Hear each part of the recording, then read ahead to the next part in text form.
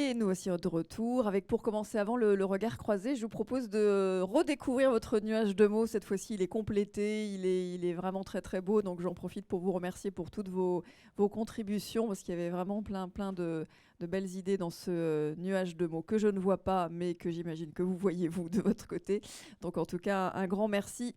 Le voici, voilà. Donc effectivement, par rapport à tout à l'heure, il s'est quand même légèrement étoffé, mais on a toujours transition, responsabilité au cœur, voilà, avec la notion d'exemplarité, de confiance, d'héritage aussi, qui a été, voilà, on en a parlé dans cette première partie. Eh bien, nous voici arrivés à la deuxième partie de cette matinée, avec un regard croisé. Dans un premier temps, nous avons à côté de moi Amandine Singla, qui est venue aussi de Paris ce matin, du ministère des Sports, chef de la mission Sport et développement durable.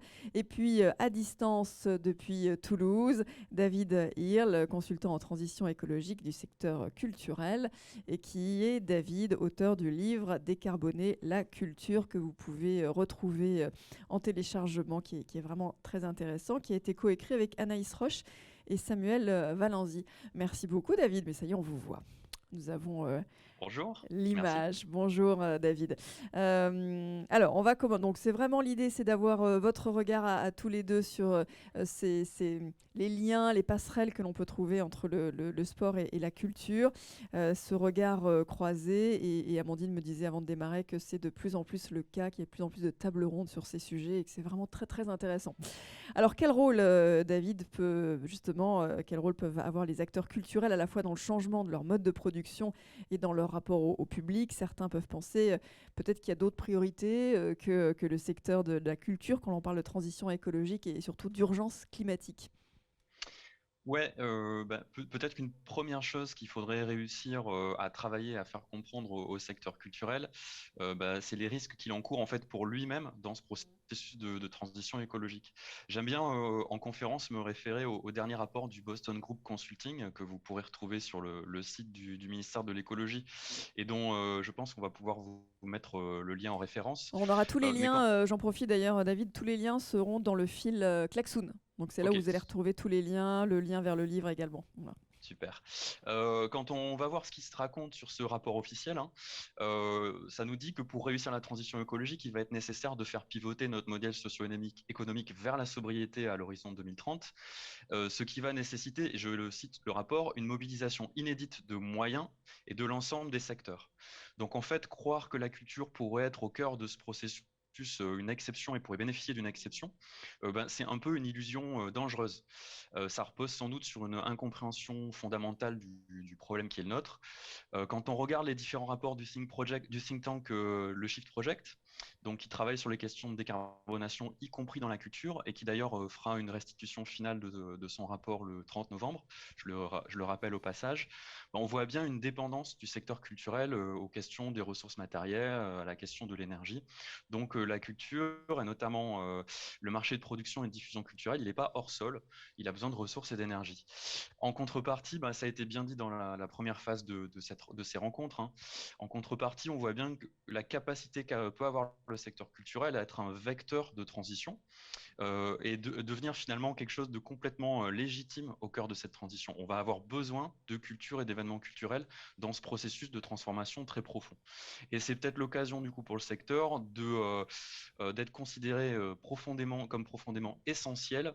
On a vu dans la dernière crise qu'on vient de traverser que c'était pas si évident que ça pour tout le monde et le secteur qui continue à souffrir beaucoup de la crise du coronavirus souffre justement de ne pas avoir assez été considéré comme essentiel. Il nous semble que la transition écologique, c'est vraiment l'occasion pour le secteur d'être identifié comme un vecteur essentiel. Après, si on regarde en termes de typologie d'impact, on voit que les risques ils sont surtout sur les enjeux. On a commencé à en parler tout à l'heure, hein, Oh, on a parlé du de transport à transport. Ouais. mobilité. Voilà. Énergie, le numérique, on en reparlera. Le déchet, bon, peut-être je vais décrire ça tranquillement après. Maintenant, pourquoi pas. Donc, Allez, maintenant. donc le transport. Maintenant, Non, mais le transport, voilà, c'est quand même parce que c'est vrai que j'avais pas eu ça en tête au démarrage quand on avait commencé à préparer, mais c'est vrai que le transport de tous les spectateurs, c'est important. Ouais.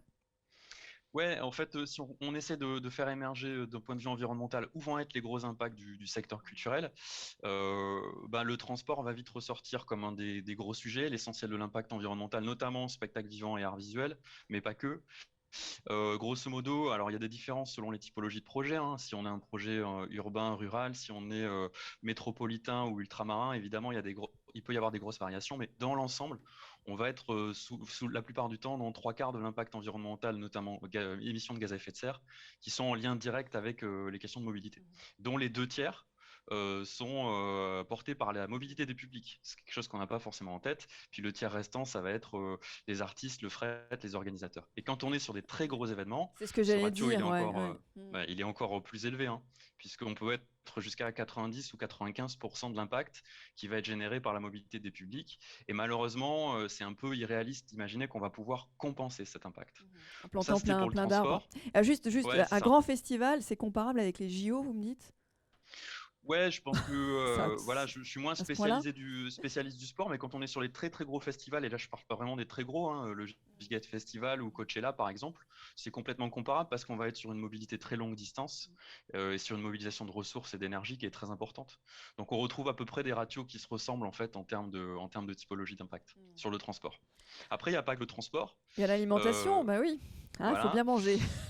Bah, c'est un vrai sujet. Oui. Selon les projets, bah, du coup, ça représente 8 à 10% des impacts environnementaux. Et là, on ne parle pas que d'impact carbone. On va parler d'impact sur le cycle de l'azote ou du phosphate. On va parler des pollutions de l'eau et de l'usage de l'eau. On va parler de l'usage des sols.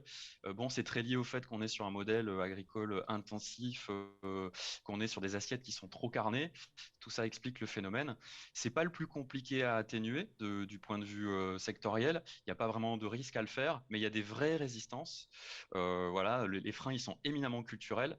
Là-dessus, il y a peut-être quelque chose à faire comprendre, c'est que le changement climatique qui est à l'œuvre, ben, il vient directement frapper nos terroirs, il vient les transformer. Et là encore, ce processus de transition, à la fois choisi et subi, ben, il peut être très bien accompagné par les porteurs de projets culturels, par les artistes et par les événements culturels. Voilà, sur les parties alimentation, en tout cas, Mhm. ça peut être un très beau levier. Et enfin, peut-être un Et moi, dernier exemple sur le numérique, c'est ça? ouais, important de pas oublier celui-là. Le numérique, c'est un outil très utile. On en a la preuve là à l'instant parce qu'il nous permet de travailler à distance et d'échanger. Donc voilà, il faut le rappeler. Mais le secteur culturel, il y a un gros enjeu. Aujourd'hui, le cinéma et la musique, c'est deux secteurs qui sont devenus économiquement dépendants du numérique et dont les impacts numériques semblent aujourd'hui dépasser l'ensemble des activités de production amont. Si on regarde l'étude toujours du Shift Project qu'ils ont réalisé dans le cadre du plan action du Centre national du cinéma et de l'image animée, les impacts environnementaux du numérique dans le cinéma sont déjà proches ou supérieurs à l'impact des productions et des salles physiques en France. Donc on voit que c'est majeur. Et ce que le secteur anticipe pas, c'est le risque industriel qu'il y a autour de ces questions-là. On le voit aujourd'hui dans l'industrie automobile, dont les chaînes de production sont directement impactées par les problèmes d'approvisionnement en puces électroniques. Cette question-là est pas du tout anticipée parce qu'on ne pose pas du tout la question du numérique sous l'angle des limites en termes de ressources ou de ses impacts environnementaux. Voilà, c'est un vrai sujet aujourd'hui, y compris économique. Merci, merci David. Alors, regard croisé avec Amandine sur l'équivalent dans le secteur du sport, sur ce que vient de dire David. Quel est le poids du sport dans la transition écologique? Bon, je pense on se rejoint sur pas mal de sujets et sur le préambule qu'a fait David, sur la partie, la nécessité de transition, parce que c'est une question de pérennisation à un moment donné de l'activité sportive, tant parce que les effets du dérèglement climatique sont là et ont un impact qui est quand même assez marqué, que sur des questions purement aussi d'acceptabilité des citoyens quant à ces événements, notamment les plus gros événements sportifs. Donc du coup, alors on n'a pas, nous, fondamentalement, du coup, la partie, comme a pu faire un petit peu le Shift Project, de pouvoir avoir un impact global sur tout le secteur. On a des chiffres, et je pense que c'est la slide suivante pour le coup, quelques chiffres qui permettent juste pour nous d'illustrer c'est quoi le sport, en fait, en gros. Donc on sait qu'à un moment donné, voilà, on a 2,5 millions de manifestations sportives par an, et on sait même que c'est sous-évalué. Ça veut dire que c'est quand même un sacré impact d'imaginer 2,5 millions de manifestations sportives par an, près de 40 millions de pratiquants sportifs, licenciés ou pas licenciés. Et vous avez ici quelques chiffres qui vous montrent que c'est un secteur d'activité qui, comme tous les autres secteurs, n'est pas hors sol, a une dépendance aussi à l'énergie, doit faire des efforts de réduction de son impact et doit aussi à un moment accélérer dans ces sujets de transition. Un vecteur qui pour nous semble aussi important, c'est la capacité aussi du sport à fédérer, à pouvoir passer des messages de sensibilisation ou d'éducation des publics qui viennent au sein des clubs, qui viennent aux événements où on peut à un moment donné essayer, expérimenter des choses, expérimenter à un moment donné une alimentation un peu moins carbonée. Moins exactement. Carnée ou carbone. Moins carnée le temps d'un événement, parce que ça fait partie de l'expérience du spectateur. C'est des choses qu'on peut clairement. Donc la galette saucisse, il va falloir trouver autre chose, quoi. Bah, en tout cas, pour nous, il faut le tenter. C'est galette vraiment... tofu. Mais pourquoi pas. En tout cas, voilà, ça a été existé à certains moments. Ça a été tenté sur l'Euro 2016 notamment. C'est tenté assez régulièrement sur les événements sportifs. Ça fonctionne, plus ou moins, mais de mieux en mieux. Il y a un besoin d'explicitation. Et je pense que Marie pourra en parler tout à l'heure pour Paris 2024. Mais en tout cas, ça fait partie aussi de leur sujet. Mais voilà, ce vecteur-là de sensibilisation et levier d'expérimentation et d'innovation est ultra important. On ne peut pas juste résumer aussi le sport en disant c'est de l'impact, oui, comme tous les secteurs, mais il y a aussi l'autre côté où c'est le moyen aussi de changer les comportements de tout le monde. Et puis là aussi, il y a le transport, j'imagine, comme oui. Évoqué dans la culture. Là, il faut... Alors, sur les gros événements, notamment sur le public, sur le transport du public. On rejoint un peu sur les chiffres. Alors, on n'a pas de chiffres en global, mais sur les bilans carbone d'événements sportifs ou même de fédérations sportives et du secteur d'activité, on sait qu'on est entre du 75 et 80 à 90% d'émissions qui sont liées aux déplacements et notamment les déplacements des spectateurs quand on est sur de l'événement international. Donc oui, c'est un sujet qu'il faut traiter, qu'il faut interroger. Pour des manifestations un peu plus locales, on a pu travailler sur un outil qui s'appelle juste OptiMove et qui permet à une fédération sportive de rentrer ses poules de championnat amateurs et d'avoir une aide à la décision, car l'outil lui permet quelque part de générer ses poules de championnat en fonction d'un ratio du nombre de kilomètres, d'économie de kilomètres, et plus sur des enjeux un petit peu sportifs. Donc ça veut dire que on commence comme ça sur du local à travailler aussi sur ces sujets, parce que l'organisation du sport est quand même intrinsèquement liée à la compétition, ça fait partie. On bouge, on se rencontre, il faut se retrouver. Mais du coup, ça ne veut pas dire que demain, on ne pourra plus du tout le faire, mais qu'il faut commencer à réfléchir à comment on peut faire autrement, différemment, et y compris dans l'organisation des structures sportives. Oui, et puis c'est surtout le poids du public, parce qu'une équipe, c'est une chose, mais tout un public qui se déplace, surtout sur des gros événements. Alors clairement, oui, quand on ramène sur les déplacements, la part des spectateurs est la part évidemment la plus prégnante. Donc effectivement, il y a tout un enjeu qui est fait lorsqu'on est sur du public en métropole, de pouvoir se dire, on utilise à un moment donné du train, on réfléchit de manière un petit peu coordonnée avec les collectivités pour se dire, il y a peut-être des choses à trouver sur la billetterie, entre le billet pour aller au stade et le billet de transport. Après, la difficulté, c'est plutôt sur l'événement international, de se dire, dans les freins, ça c'est le frein principal, c'est les gros événements internationaux là, pour les faire bouger. Il faut qu'on arrive à effectivement les faire bouger. JO tout à l'heure. On en parlera tout à l'heure, mais déjà ils bougent, c'est pas tant les faire bouger, parce que je pense que déjà il faut le dire, ils bougent, ça bouge de plus en plus, ils sont pas hors sol, et ces questions justement d'acceptabilité, d'héritage sont au cœur de leurs préoccupations. Après, ils sont régis par des cahiers des charges aussi d'instances internationales sur lesquelles on travaille. Ça fait partie, mais il faut aussi que ça bouge à tous les niveaux. C'est-à-dire qu'on a des initiatives locales qui sont super, qu'il faut valoriser. Mais à un moment donné, aussi à l'échelle internationale, il faut qu'on arrive à réguler et qu'on ait aussi des choses qui puissent faciliter ces transitions et qui donnent aussi quelques pistes et quelques solutions, sachant que dans l'idée, c'est il y a un modèle quand même à réinterroger, à se dire sur ces grands événements, comment on va gérer le déplacement et est-ce qu'on pourra encore le faire. Mais ça, c'est des questions de prospective. Alors c'est vrai que les derniers JO au Japon posent la question. Il n'y avait pas de spectateurs, du coup. Je ne sais pas quel a été l'impact. Je pense qu'il y a quand même une dimension sociale qui est inhérente au sport et à la rencontre sportive qu'il faut qu'on arrive à un peu mieux valoriser, comme pour la culture. Je pense qu'à un moment, les gens se rencontrent, il y a des émotions qui se passent, ces vecteurs aussi positifs sur les territoires. Il y a tout cet aspect-là à valoriser, à arriver à un moment donné à un peu mieux chiffrer, parce qu'on ne sait pas forcément le faire, et qui permet aussi de dire, oui, il y a peut-être un impact, il y a un impact environnemental. On peut le travailler pour le réduire au maximum, et peut-être même en compenser le résiduel. Et deux, il y a une partie sociale et bien-être est rendue à la société qu'il faut qu'on arrive à un peu mieux valoriser. Alors les premières questions arrivent, hein, surtout n'hésitez pas, merci beaucoup, il y a plein de questions, on y répondra tout à l'heure. Peut-être David, dans un premier temps, pour vous, quels sont les freins identifiés de votre côté dans le secteur culturel? J'imagine que ça fait écho à ce que l'on vient d'entendre, les freins culturels, les grands événements plus compliqués. Ouais, je rejoins évidemment Amandine dans beaucoup de ce qu'elle a pu dire. Moi, j'aime bien raconter que alors ça va faire le lien entre sport et culture.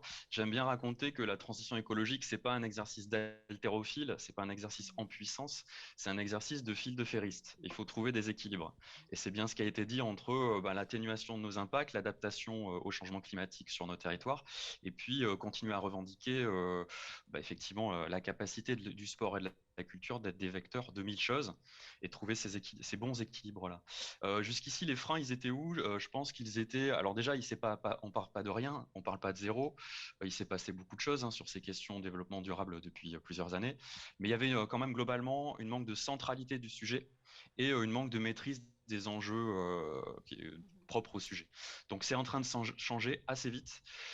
Jusqu'ici, le développement durable, c'était quand même un peu quelque chose qui était travaillé dans un coin et qui n'était pas jugé prioritaire. Là, on voit bien que la transition écologique, elle vient toucher le cœur des projets potentiellement et que c'est une affaire de vision globale, d'une affaire de prospective, le mot a été prononcé, et donc de direction de projet. Et puis, il y a une perception de la transition écologique comme quelque chose qui vient amener du coût économique, une charge mentale supplémentaire, alors que c'est aussi et peut-être surtout quelque chose qui peut amener beaucoup d'agilité aux organisations, leur permettre de remotiver leurs équipes, retrouver du sens. Et ça, c'est important et je pense que c'est important qu'on travaille dans cette direction-là. J'ai un exemple de projet qui va être lancé avec la collaborative qui s'appelle Objectif 13 et qui est financé par les fonds d'aménagement des conditions de travail autour de la notion de bien-être et transition écologique. Je pense qu'il y a à travailler cette dimension-là pour donner aussi une vision plus positive de ce que va être, de ce que peut être la transition écologique. Voilà, on souligne en tout cas sur le fil Klaxoon l'intérêt, remercier David pour l'intérêt de rappeler les limites du numérique appliqué au secteur culturel. Comment faire vous voulez réagir? Je voulais bien juste sûr. réagir, à dire que je suis partagée sur l'aspect de plus en plus prégnant dans les stratégies de développement et dans cette idée de, voilà, ça doit faire partie, nous, ce qu'on pense sur le secteur sportif doit faire partie aujourd'hui des projets de développement et des stratégies et même des cartographies de risques. Quel est l'enjeu quelque part à ne pas transitionner, ne pas être dans ces transitions et à ne pas changer. Là où on nous était remonté le frein économique à un moment donné, il remonte beaucoup moins et même quand il remonte, on dit à un moment c'est plutôt un sujet d'investissement peut-être sur un premier abord et puis c'est surtout regarder et étudier ce que vous allez surtout éventuellement perdre si jamais vous n'allez pas dans ce sens-là. Parce qu'à un moment donné, il y aura peut-être moins de pratiques sportives où vous n'aurez plus les partenaires financiers, les sponsors qui vous suivront parce qu'eux aussi sont de plus en plus en attente de ces sujets-là. Donc ça veut dire que c'est aujourd'hui ce frein économique qui se transforme en forme un petit peu d'opportunité pour dire voilà, allons-y et ça nous permettra aussi d'avoir peut-être à un moment donné un partenariat un peu plus établi ou un accompagnement aussi un peu plus établi sur ces sujets. Oui, sur la contrainte, la charge mentale, j'ai vu tout à l'heure une question également sur toutes les normes ISO à mettre en place dans les milieux culturels et sportifs. On en parlera demain matin plus précisément. C'est vrai que c'est pas forcément simple à mettre en place, mais sans aller jusqu'à une norme ISO, il y a plein d'autres initiatives effectivement à mettre en pratique. David, alors concrètement, quelles actions par quoi on commence? C'est compliqué de répondre à cette question évidemment parce que, comme j'aime le dire, il faut y aller un peu tout azimut vu l'urgence. Donc on a besoin d'y aller partout où on peut y aller, où il y a des portes qui s'ouvrent et des envies d'avancer. On a la chance, nous, dans la culture, que c'est un sujet où il y a une envie d'agir. Donc ça nous facilite le travail. Pour répondre plus précisément à la question, je pense qu'une des priorités, c'est effectivement celle de l'accompagnement, ça a été rappelé au début, et de la formation. C'est-à-dire quand on ne comprend pas les enjeux, on n'est pas armé et outillé pour y répondre. Or, des outils, on en a beaucoup. Voilà, donc c'est comment aussi on les mobilise. Ça passe par sans doute encore une phase d'éveil des consciences et de prise de conscience des risques, où là, le danger, c'est de fabriquer de l'immobilisme par la peur.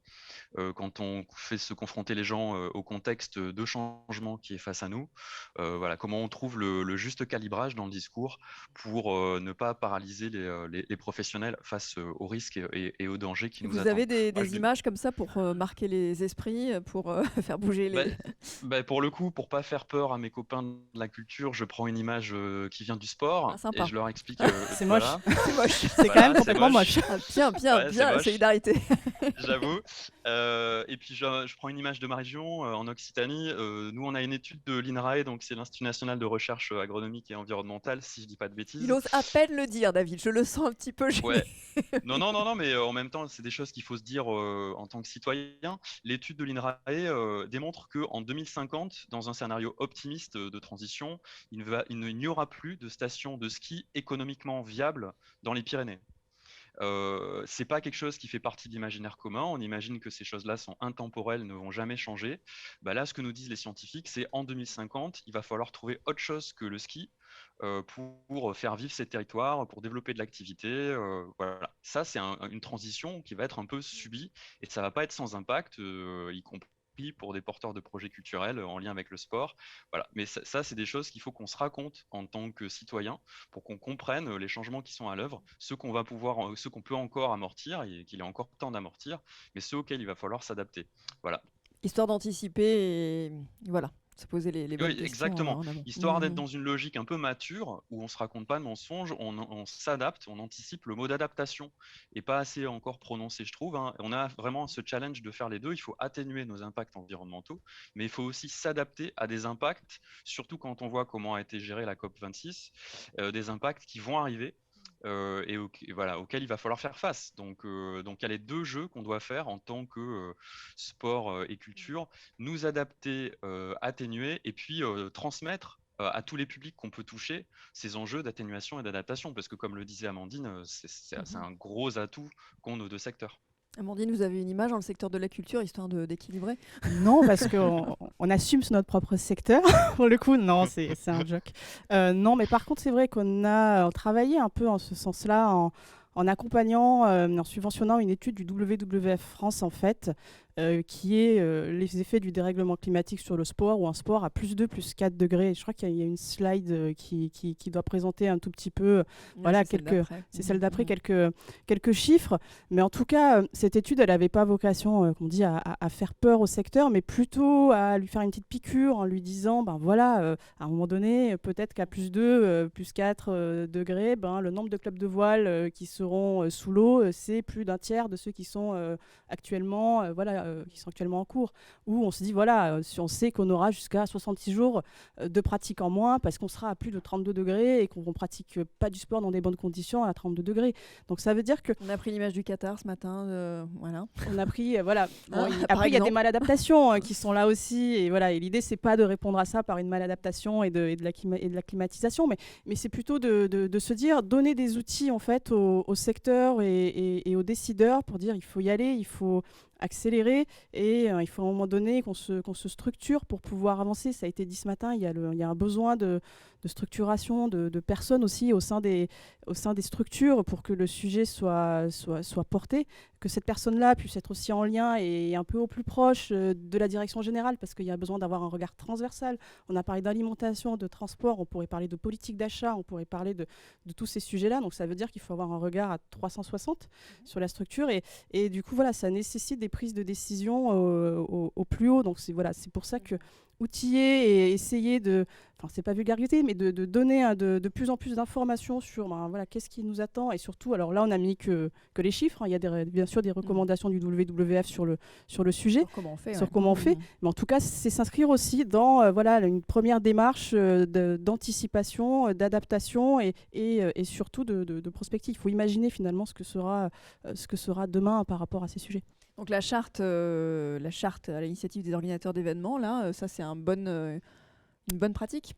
Alors, je vais dire oui parce qu'on l'a co-construite. Je vais pas dire non. C'est une bonne porte d'entrée, je veux dire, pour beaucoup. Non, je rigole. Ouais. Alors, pour le coup, c'est une initiative, on en parle parce que c'est une initiative à la base des organisateurs de grands événements sportifs internationaux, donc la charte des 15 engagements éco-responsables des organisateurs, qui ont décidé à un moment à la sortie de l'Euro 2016, de se challenger et de travailler sur un référentiel commun, chiffré, pluriannuel d'atteinte d'objectifs. C'est se dire, voilà, au bout de 3-4 ans, on souhaiterait avoir 50% d'alimentation durable ou responsable dans l'alimentation qu'on propose. On souhaite réduire les transports ou avoir des transports du coup propres à telle hauteur de pourcentage. Venir en vélo au stade, par exemple. Exactement, ce genre de choses. Donc du coup, ça a été travaillé avec voilà, les événements sportifs internationaux, on l'a co-construit avec eux, avec le WWF France aussi. Et aujourd'hui, cette dynamique sur cette charte, on a une soixantaine d'acteurs et d'organisateurs qui en sont signataires. Et ce qui est intéressant, enfin ce que nous on a trouvé intéressant, c'est la demande aussi de dire, bon, nous organisateurs, pour atteindre ces objectifs-là, on ne peut pas le faire tout seul.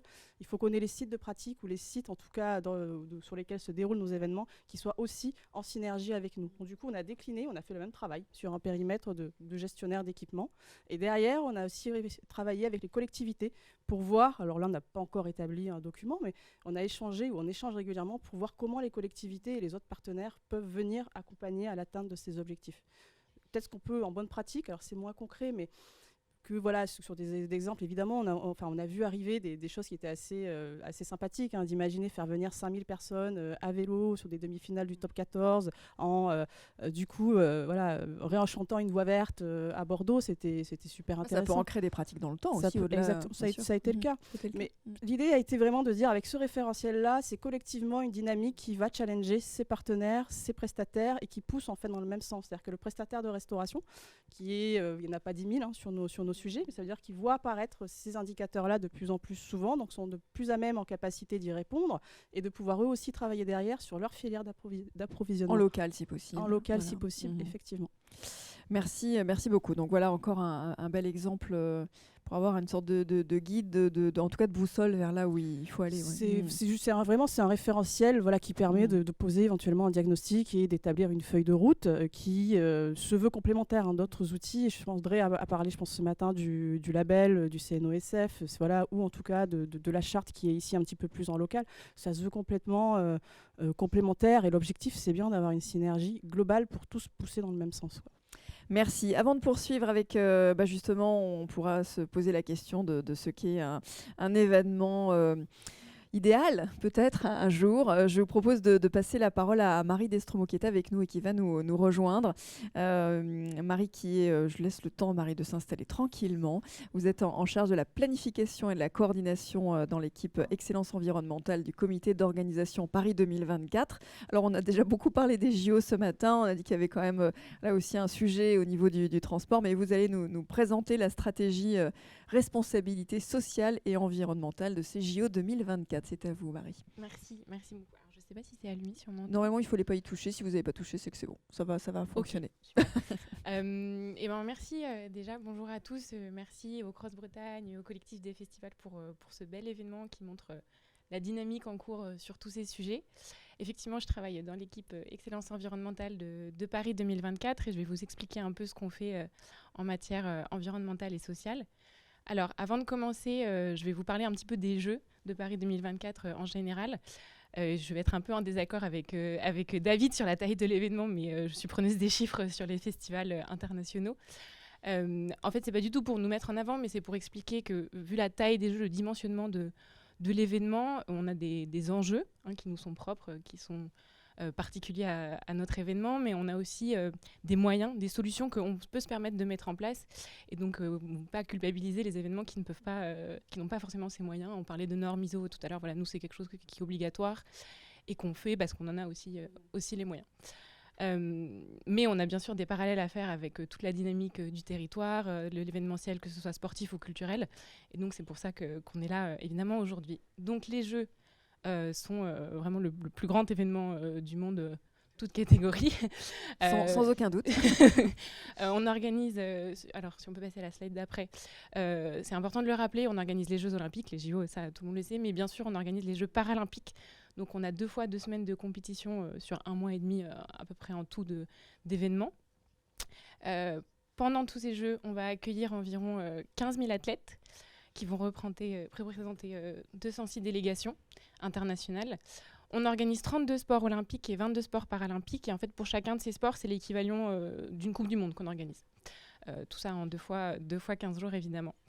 En matière, pour les autres chiffres de l'événement, on attend environ 3 milliards de téléspectateurs dans le monde, particulièrement sur les cérémonies d'ouverture et de clôture, c'est les plus grands moments. 20 000 journalistes seront à Paris pour couvrir l'événement. On aura 45 000 volontaires pour nous aider.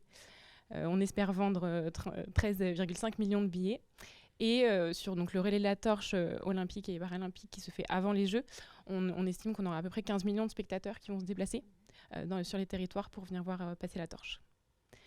Donc ça, c'était sur les Jeux. Après, si on arrive au cœur du sujet, vraiment l'héritage et la durabilité, c'est comme ça qu'on appelle la RSE chez nous. On l'a vraiment mis au cœur du projet, vraiment depuis la candidature pour les Jeux.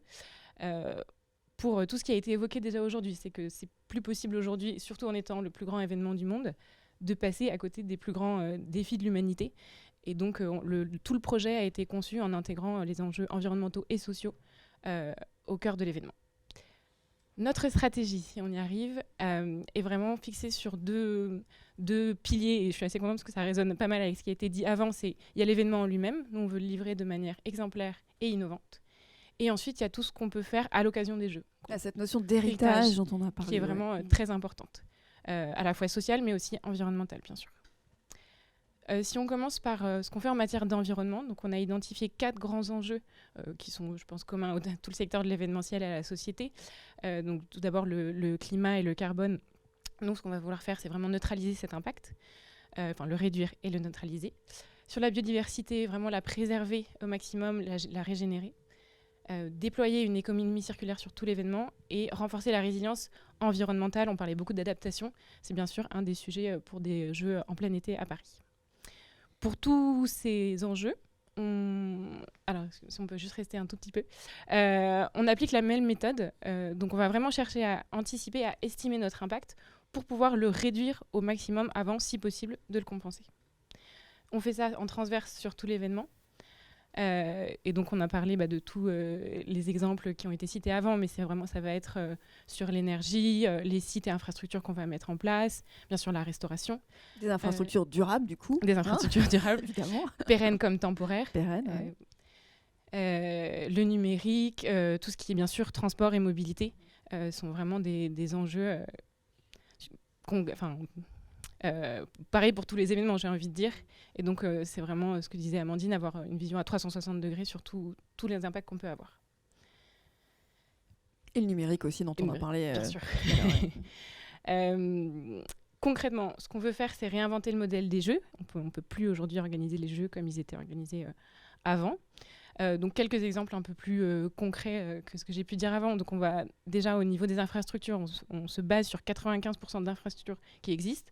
On a en France, et ça, Amandine en parlera encore mieux que moi, beaucoup de structures qui existent déjà, qui sont utilisées, je pense à Roland-Garros, où on aura nous aussi le tennis, les stades qui existent à Paris et dans toute la France. Où des on aura piscines, a priori, on va pas... Alors, c'est le seul équipement que l'on construit. On construit, mais je veux dire, elles sont durables après, quoi. Oui, voilà. Vous n'allez pas la adapter, détruire. non, adapter aux besoins du territoire. Et sinon, on fera des infrastructures temporaires.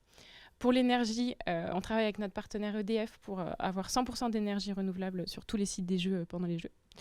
Avec notre autre partenaire Toyota, on essaiera d'avoir un transport propre pour tout ce qui est la famille olympique. C'est un jargon, mais bon, c'est une catégorie de population qu'on accueille pendant les Jeux. Pour les spectateurs, les sites seront accessibles en transport en commun et on va vraiment les insister à venir en transport en commun en couplant les tickets pour les Jeux avec des billets des titres de transport. En matière d'économie circulaire... On les incite ou on interdit carrément la voiture sur les... Il n'y aura pas beaucoup de possibilités, vu les espaces réduits. Voilà, on fait en sorte que ce soit... Ce sera le mieux pour tout le monde s'ils viennent en transport en commun.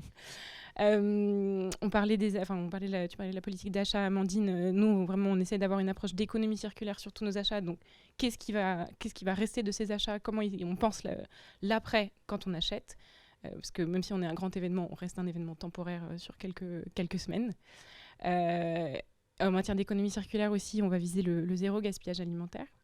Proposer une restauration durable et bas carbone, on en parlait aussi. Donc voilà, juste quelques-uns de nos objectifs plus concrets en matière environnementale. Et avec ça, on diminue de combien l'impact? J'y arrive Bah, sur c'est ça. l'impact climatique. Bah voilà. Donc pour faire un petit focus là-dessus, nous on vise vraiment à réduire de 50% les émissions de gaz à effet de serre des Jeux par rapport aux éditions, on se compare aux éditions des années 2010. Donc être aligné avec l'accord de Paris, réduire de 50%, compenser les émissions de résiduelles parce que forcément il y en aura. Et on s'est engagé à aller encore plus loin, à avoir des Jeux qu'on appelle à impact positif pour le climat en compensant plus que ce qu'on aura émis en matière de gaz à effet de serre. Donc, Et comment on compense Alors, c'est des financements de projets, de la compensation Ok. volontaire assez classique. À l'international et sur le territoire national. Oh, il y a plein de questions. Allez, Alors, j'accélère. En matière sociale, là, l'ambition est très claire. On veut des Jeux ouverts à tous, pour tous. Donc, ça va être pour l'emploi. On estime qu'il y aura à peu près 150 000 emplois mobilisés à l'occasion des Jeux, que ce soit dans la construction, dans le tourisme, dans l'accueil événementiel, la restauration, etc.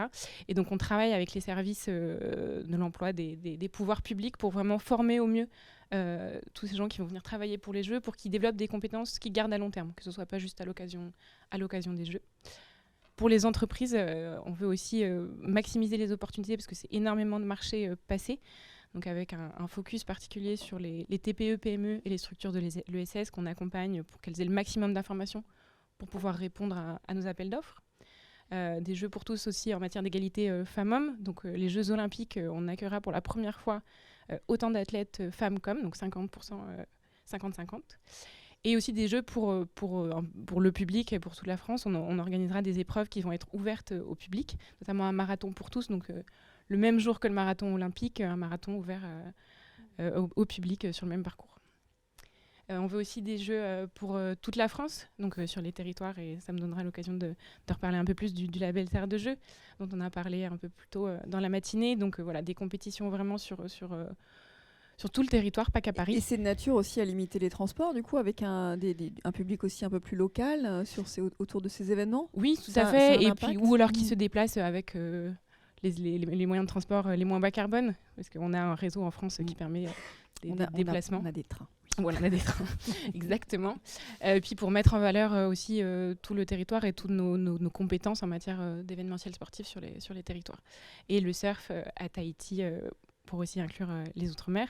On a le label Terre de Jeux, donc qui n'est pas pour l'organisation des compétitions, mais pour vraiment embarquer toutes les collectivités, les fédérations, dans cette aventure des Jeux, essayer vraiment qu'ils s'engagent à nos côtés pour les célébrer, mais aussi pour travailler sur l'héritage, j'en parle juste après. Et justement, il y a une question du collectif des festivals éco-responsables de la région Sud qui nous demande si toutes les villes qui vont accueillir des épreuves des Jeux se sont engagées également dans cette démarche. Est-ce que forcément elles adhèrent à ce que vous nous présentez? Alors déjà, les villes d'elles-mêmes aujourd'hui sont aussi dans cette démarche de transformation. Et nous, évidemment, organiser un tel événement, ça implique de travailler avec tout le monde, donc avec des partenaires privés, mais aussi beaucoup de pouvoirs publics. Et donc, on va travailler, bien sûr, avec tous ces territoires pour réaliser nos ambitions. On sait qu'on n'y arrivera pas, c'est sûr, tout seul.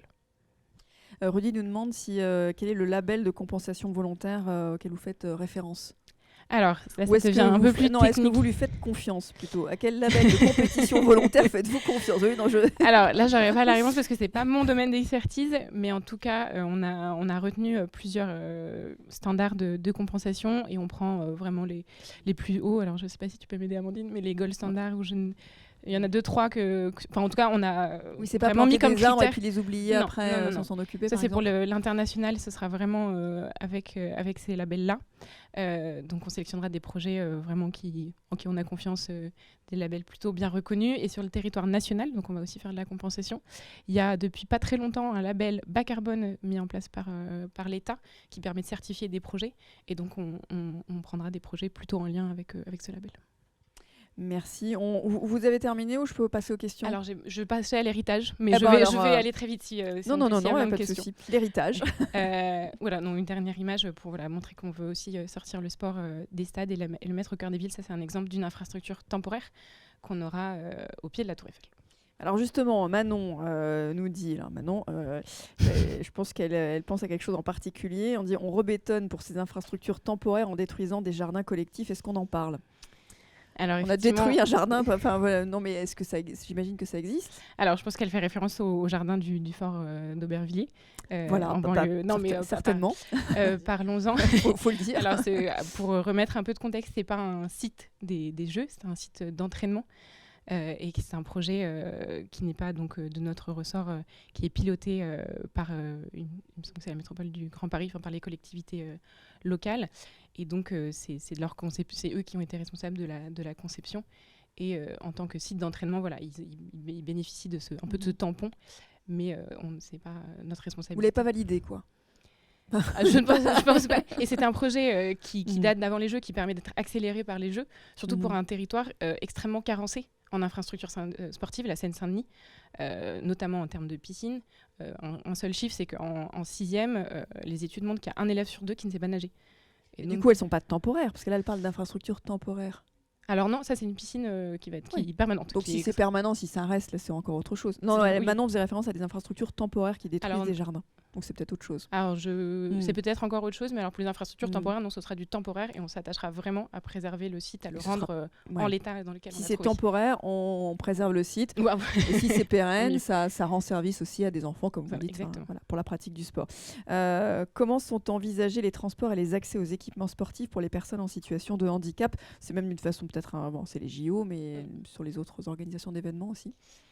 Je te laisserai compléter sur les autres événements, mais en tout cas, l'accessibilité universelle, c'est un de nos grands enjeux aussi de responsabilité, bien sûr. Surtout quand on accueille les Jeux paralympiques, on ne peut pas se permettre d'avoir on doit être exemplaire là-dessus. Et donc là, on travaille là aussi en matière d'héritage. En tout cas, les Jeux on vise vraiment 100% d'accessibilité pour les personnes en situation de handicap ou pour les personnes à mobilité réduite. Et puis, on travaille bien sûr avec tout l'écosystème pour les infrastructures permanentes. Oui, sur les autres événements internationaux, il y a une vraie attention qui est portée sur le sujet et voilà, avec l'envie de les pousser à aller au-delà des obligations réglementaires en la matière, tant pour l'accès aux infrastructures que pour l'expérience qu'ils peuvent vivre aussi à l'intérieur avec des systèmes qui peuvent être assez innovants. Mais ça fait partie effectivement des sujets sur lesquels ils travaillent, quoi. Une question de François. Y a-t-il le même genre de cahier des charges pour l'attribution des Coupes du Monde de foot en référence à la prochaine au Qatar? La FIFA, du coup, détermine le cahier des charges d'organisation de la Coupe du Monde. Et en tant que structure et entité, acteur à part entière, il le détermine. Donc en suivant... les pays qui souhaitent candidater se plient et qui financent aussi, exactement à ce cahier des charges. Donc après, ça ne veut pas dire que la FIFA ne réfléchit pas sur ces sujets. On a pu échanger avec eux il n'y a pas très longtemps. C'est des sujets sur lesquels ils réfléchissent également. Ils sont aussi conscients que il y a des choses qu'ils font, qu'ils feront et qui deviennent un tout petit peu complexes en termes d'acceptabilité. C'est ça, c'est le moins qu'on puisse dire. David, si on arrive presque à la conclusion, je regarde s'il n'y a pas encore d'autres questions, mais à quoi ressemblerait pour vous, David, un événement culturel, durable, qui s'inscrit au niveau local, ce serait quoi le bon profil? Si tu me permets, je vais prendre juste 1 minute pour insister sur une chose. Je pense que c'est important qu'on soit dans l'analyse et effectivement pas la culpabilisation, parce que ça, c'est pas intéressant. Il ne s'agit pas de s'accuser, mais bien de poser des éléments d'analyse. Pour s'améliorer, on est dans des processus d'amélioration continue. Donc, il faut reconnaître ce qu'on fait bien et puis pointer les endroits où il faudra au fur et à mesure continuer de s'améliorer.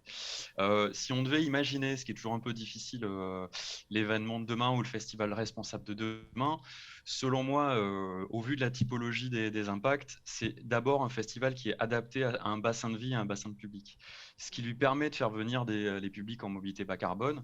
Donc finalement, c'est soit un festival qui arrive à travailler la proximité, soit un festival qui arrive à s'appuyer sur des infrastructures qui existent peut-être d'ores et déjà, mais que les collectivités territoriales ont peut-être intérêt à développer.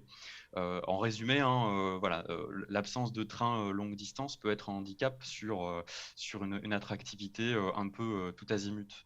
Notamment quand Vous on voit parlez de les Toulouse, perspectives de... David, non? Enfin, Pour le coup, Toulouse, on est un bon exemple d'endroit un peu enclavé en termes de euh, ferroviaire, dépendant de l'avion. Et quand on mm, connaît les perspectives assez moyennes de décarbonation de l'aéronautique, je dis assez moyennes pour être gentil, hein, d'ici 2050, ça devrait nous poser plus de questions, je pense. Après, c'est compliqué, hein, on voit les questions autour du tissu économique, bien sûr. C'est pour ça que je disais bien qu'il ne faut pas être dans l'accusation sur ces questions, il faut être dans l'analyse. Et une des analyses qu'on peut faire, c'est la limite peut-être que cet enjeu-là pose en termes de logique d'attractivité. Jusqu'ici, on imaginait les événements vraiment dans une logique d'attractivité tout azimut. Peut-être qu'il faudrait reposer la question de cette limite-là. Nous, dans la culture, on a une étude qui vient nous démontrer qu'aujourd'hui, la zone de chalandise des festivals, c'est plutôt la région. Il y a une régionalisation des publics de festivals. À cette échelle-là, on va pouvoir faire du bas carbone. Donc, ça veut dire qu'on peut concilier les enjeux économiques et les enjeux écologiques. Donc, ça, c'est plutôt une bonne nouvelle. Et puis, pour terminer peut-être en 2 points sur l'événement culturel de demain, il est évidemment, et ça a été dit en première session, en pleine implantation sur son territoire. Donc, il est capable de s'appuyer sur le tissu local de producteurs et d'accompagner ces producteurs dans les changements qu'on va vivre. Et puis, c'est un festival qui est sans doute en capacité de coopérer davantage avec ses voisins, avec ses pairs, pour mutualiser plus les outils, pour mutualiser aussi les tournées, peut-être aussi pour permettre qu'on continue à faire venir des artistes d'un peu loin, notamment des artistes de pays qui ne sont pas du tout responsables du changement climatique et qui le subissent, voilà, afin de pouvoir amortir les coûts économiques et environnementaux. Et là-dessus, il n'y a qu'une seule stratégie possible, c'est la coopération entre structures. un petit clin d'œil, David, j'ai pris le train de nuit, là, Paris-Toulouse. Mhm. C'est de plus en plus confortable, hein. Oui, alors ça s'améliore et je pense que c'est ça aussi qu'il faut peut-être avoir en tête et je terminerai là-dessus. Il ne faut pas imaginer que ce contexte de transition, il va être à infrastructure rigide. Là, il y a des choses qui sont difficiles à faire aujourd'hui, qu'on pourra plus facilement faire demain, mais il ne faut pas non plus imaginer que la technologie ou les infrastructures vont pouvoir venir tout résoudre. Donc encore une fois, sans se culpabiliser et sans se jeter la pierre, il faut être capable qu'on soit dans une discussion mature et voilà, reposant sur des analyses un peu solides et scientifiques. Merci David. Eddy nous pose la question justement, il revient sur l'impact du transport, des spectateurs sportifs, hein, pour le coup, mais c'est la même chose, David l'a évoqué dans le culturel, sportif et le staff, voilà, venant du monde entier, dont les émissions vont être très lourdes. Alors dans ce contexte-là, Amandine et Marie, ce serait quoi Alors Marie, vous l'avez déjà dit à travers les JO, mais pour vous, Amandine, ce serait quoi le profil idéal d'un bon événement durable ? On rejoint pas mal, moi je rejoins pas mal ce qu'a dit David, notamment sur toutes ces notions en lien avec le territoire, ces notions d'héritage, voilà, qu'on soit sur l'amélioration des filières, de production voilà, en local, qu'on laisse un savoir-faire qui permette à un moment donné de mutualiser, qu'on ait peut-être des connexions un peu plus proches, parce que David a parlé pas mal. On ne changerait pas de micro, non, parce que celui-là il siffle un peu. Ça vous dit en régie? On change? On essaye avec celui-là? C'est mieux? Non. Donc oui, je disais, voilà, David parlait de mutualisation, notamment sur tout ce qui est événements culturels. Je pense qu'il y a des mutualisations à avoir un peu plus importantes entre événements culturels et sportifs. Marie l'a pas dit, mais je sais qu'il y a eu pas mal d'échanges quand même avec des festivals comme We Love Green, pour pouvoir travailler le sujet. Donc ça se fait, et je pense qu'il faut que ça se systématise également. Après, avoir une vision prospective, on peut pas se cacher qu'il y aura forcément un questionnement du dimensionnement d'un événement sportif international et de cette réflexion sur le public, comment est-ce qu'on pourra, mais même à l'échelle individuelle, se dire qu'à un moment donné, on fait le tour du monde pour aller suivre une Coupe du Monde de rugby. C'est des questionnements qu'il faudra bien sûr se poser. On n'en a pas aujourd'hui la réponse actuelle, et c'est bien ce que je disais avant. Voilà, il y a des besoins de questionner pour répondre plus concrètement aujourd'hui sur l'événement éco-responsable. Avoir un événement qui se questionne sur tous ces sujets-là, qui pose le sujet à 360, qui essaye de trouver des partenariats en local, qui pousse un peu les portes pour faire bouger le sujet, pour moi, il est déjà vraiment dans cette dynamique d'événements éco-responsables, qu'ils soient dans une atteinte d'objectifs ou pas, mais déjà, on est dans cette démarche de progression et qui fait avancer tout l'écosystème. Je reviens sur la crise sanitaire qui a été terrible pour tous les secteurs, la culture en particulier, mais le sport aussi. Est-ce qu'on peut quand même en tirer des enseignements positifs de cette crise sanitaire? Alors c'est vrai que cet été, j'ai regardé pour la première fois des épreuves des JO avec, c'était incroyable de chez moi, avec une qualité d'image, bon, sans y être, alors que j'adore être dans des endroits avec l'ambiance du stade. Là, franchement, est-ce que ça réinterroge aussi notre façon de vivre ces événements? Je commence. Ouais. Alors, un des enseignements, une conclusion aussi de cette crise, c'est que je pense qu'on a aussi envie de se retrouver. Donc, ce que tu disais, Amandine, voilà, le monde du sport et de la culture, c'est aussi beaucoup d'émotions partagées, de rencontres, de moments. Et donc, à la sortie de cette crise, on espère bien pouvoir vraiment continuer à tous se retrouver. Et effectivement, ça invite à poser des questions, à interroger les modèles événementiels aujourd'hui. Et je partage complètement le point de vue d'Amandine. On sait qu'il y a toutes ces questions, ces volontés aussi des citoyens. Donc il faut à nous de s'adapter et de trouver les réponses, je pense, aujourd'hui. Je pense que, juste pour compléter, je rejoins ce que tu dis, Marie, où on a vécu de l'événementiel derrière son téléviseur, mais ceux qui ont pu aller voir à un moment donné de l'événementiel sportif, un petit peu en présentiel juste après, mais qu'est-ce que ça a fait du bien? C'est juste ça, c'est qu'est-ce que ça a fait du bien. Peut-être qu'à un moment donné, on sera confronté à des questions de choix, de se dire c'est celui-là que je vais voir et pas un autre. Mais à un moment, il faut qu'on arrive aussi à mesurer le sentiment de qu'est-ce que ça fait du bien, mais comment on le mesure aussi sur un impact de bien-être, de social et ainsi de suite, et comment on pose ça sur un sujet environnemental. Et à partir de là, en ayant, comme disait David, une étude un peu plus, des données un peu plus scientifiques, il y aura certainement des choix à faire. Mais aujourd'hui, il faut qu'on arrive à progresser aussi sur comment on évalue finalement tout le bienfait aussi de ces événementiels d'un point de vue un peu plus peut-être social, quoi. Mais des gros événements, je pense là à Vannes, on a un très beau stade, je fais un peu de pub pour Vannes à la Rabine.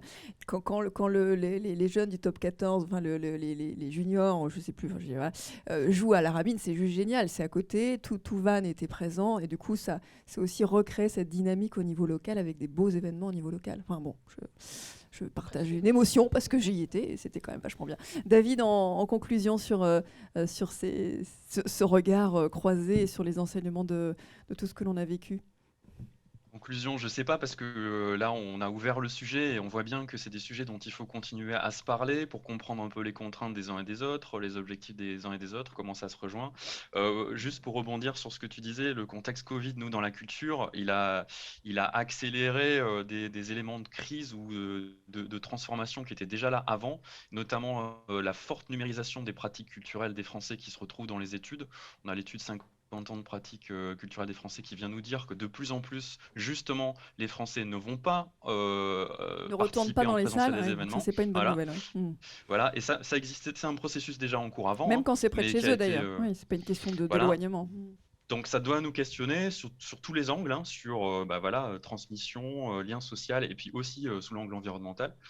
Mais quand même, on voit que ce contexte un peu bizarre qu'on a vécu et qu'on n'a peut-être pas encore complètement fini de vivre, il a permis un pas de côté. Il a permis de prendre du temps pour penser, et on a besoin de faire des pas de côté, de prendre du temps pour penser, parce qu'on rentre dans un contexte de changement qui vont être, on change de paradigme. On n'est pas du coup dans du changement de mesure ou dans des mesures techniques. On a besoin de réinterroger la façon dont on construit notre modèle de développement, y compris du coup dans le sport et la culture. Merci. Vous voulez ajouter un mot? Juste un petit mot sur les enseignements de la crise Covid. On a vu quand même des choses qu'on n'imaginait pas possibles avant se réaliser dans l'organisation de l'événementiel. On a vu des demi-finales et des finales de Ligue des Champions au même endroit. C'était pas le cas jusque-là. Donc du coup, ça permet aussi. On a vu des tournois de tennis professionnels du coup qui partaient de semaine en semaine à l'autre bout du monde, arriver à avoir des calendriers de semaine en semaine sur des endroits qui étaient assez proches. Donc ça veut dire des choses que on n'imaginait pas peu faisables, même à l'international, se sont déroulées. Après, la question, c'est comment, quelles leçons ça a pu en tirer sur d'autres niveaux et comment on capitalise pour dire, on a pu le faire sur ce temps-là. Donc est-ce que c'est des choses qu'on peut aussi, sur lesquelles on peut aussi capitaliser, quoi. Marie, un dernier mot? Un court dernier mot. Qu'effectivement, cette période a permis d'accélérer pas mal de changements, si on peut en tirer quelque chose de positif. Et donc, le dernier mot, c'est continuons d'accélérer. Et on voit bien qu'il y a une dynamique sur tous les territoires, à tous les niveaux des Jeux au Festival breton. Donc, continuons cette dynamique. Merci beaucoup, merci à tous les trois. Et d'ailleurs, demain matin, on continuera avec une table ronde sur comment accélérer encore le mouvement, comment booster tous ces événements. Restez avec nous à midi 5. Vous aurez 3 exemples de très belles initiatives à mettre en place sur les territoires. Et bien, donc, à tout de suite, petite pause.